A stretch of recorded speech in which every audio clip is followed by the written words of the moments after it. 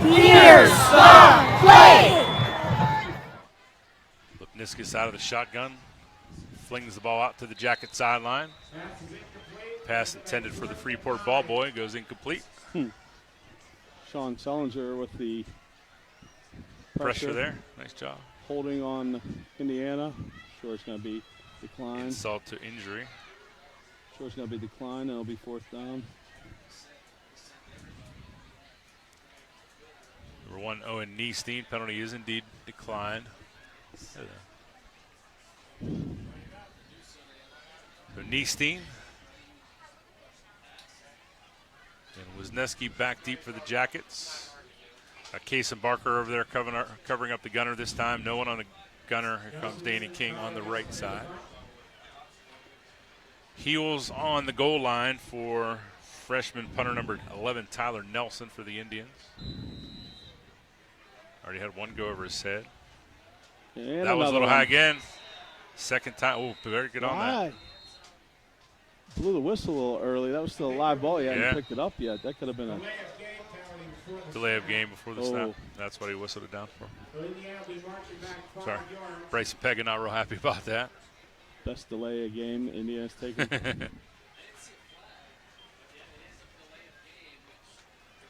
Back them up 5 more yards. 5-yard penalty, marches Indiana back. Looking forward to seeing the set list for the Freeport area marching band at halftime. One of the best bands in the Valley, maybe the best band in the Valley. Better snap this time right to the hands of Nelson. A little bit of miscommunication there. Ball still on the ground. Recovered by the Indians. I'm at a loss for words. I'm baffled, befuddled, bewildered. I really don't know what is going on in this clip. Hello, football fans. Ryan here. Before we explore why this sequence has me scratching my head, let's break it down first. We have a hold on the offense. Now, we're not going to dissect the hold, as this video is not about holding. It's about the play clock. The holding foul is declined. We can't see the play clock, but we can deduce it starts counting down before the ready for play signal is given, because when the shot zooms out, we see the play clock is at 13 seconds. For those new to high school football officiating, after a stoppage of play due to a foul, the play clock resets to 25 seconds and starts on the white hat's ready to play signal, also known as chopping it in. It's all a bit more complicated than that, but for now, that explanation will suffice. The white hat gives the ready for play signal, and a duration, which is far shorter than 25 seconds later, the ball is snapped. The play is eventually stopped, and the apparent safety or whatever bad thing was about to happen to the offense is rescinded. We have a delay of game foul. Next, we get a big clue as to what is going on. The umpire spots the ball and the play clock begins to count down. A, the play clock should be reset to 25 seconds, not 40 seconds, and B, the play clock should start on the white hat's ready for play signal, not when the ball is spotted. This actually gives the offense a few more seconds to work with, as the white hat gives the ready for play signal with about 27 seconds on the play clock. More than enough time to get the snap off. The punt, however, is muffed by R and recovered by K. Instead of possibly surrendering a safety, the offense gets the ball back and does so with improved field position. To put it bluntly, the sequence is a bit weird. And what's even a bit weirder is this wasn't the only time this happened in this game. During a play which resulted in a touchdown, the play clock stopped counting down at 14 seconds. Then the play clock arbitrarily begins without resetting and counts down to 0. When it reaches 0, the crew calls a delay of game foul. I think what makes the sequence feel so weird is we take this part of the game for granted.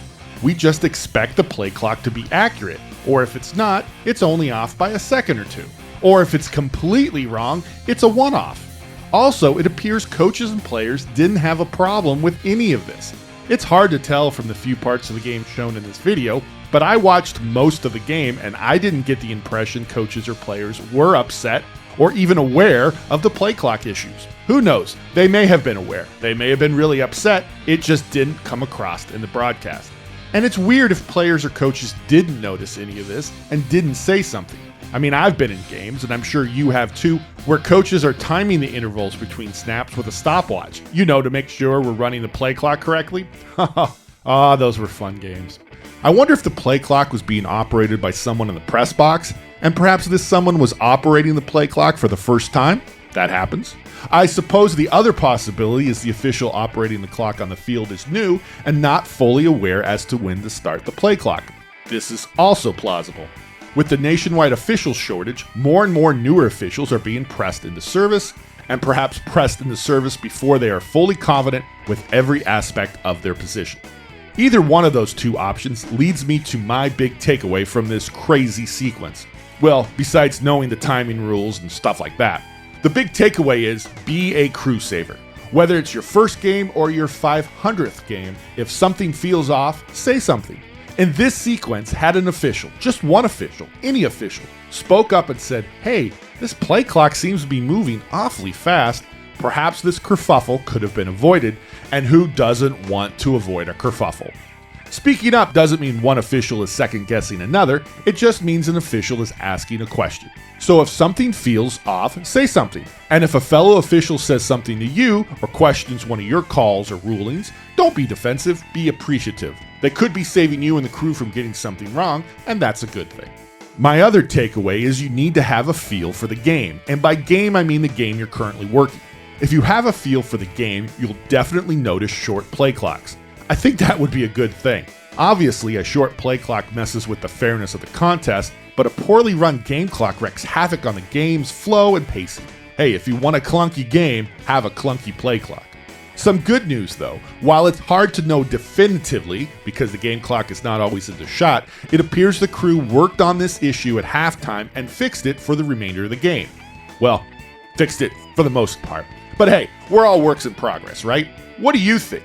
What do you think is happening in this sequence? What are your thoughts on being a crew saver? What are your thoughts on having a feel for the game? And while you're leaving a comment, please share your favorite crew saver story. We want to hear from you, so please share your insights, wisdom, and experiences in the comment section below. As for my crew saver story, in my second varsity game, I was headlines. On the other side of the field, Kay recovered a free kick at the 3-yard line and returned it into the end zone for a touchdown, which we gave them. I was new, I was intimidated, and I thought I hadn't earned the right to speak up. But I had read the kicking rule earlier that day. It was fresh in my mind. And had I asked the crew, hey, wasn't that ball recovered and returned by Kay? We might have reversed the touchdown and made the right call. Of course, take that with a grain of salt, because during my last varsity game, I did question a call made by another official, and I was 1000% incorrect. So what do I know? If you're already a high school football official, have a great season. If you're not a high school football official, now is the perfect time to become one. Contact the Evergreen Football Officials Association and we'll help you make it happen. Until next time, we're the EFOA, making good officials better.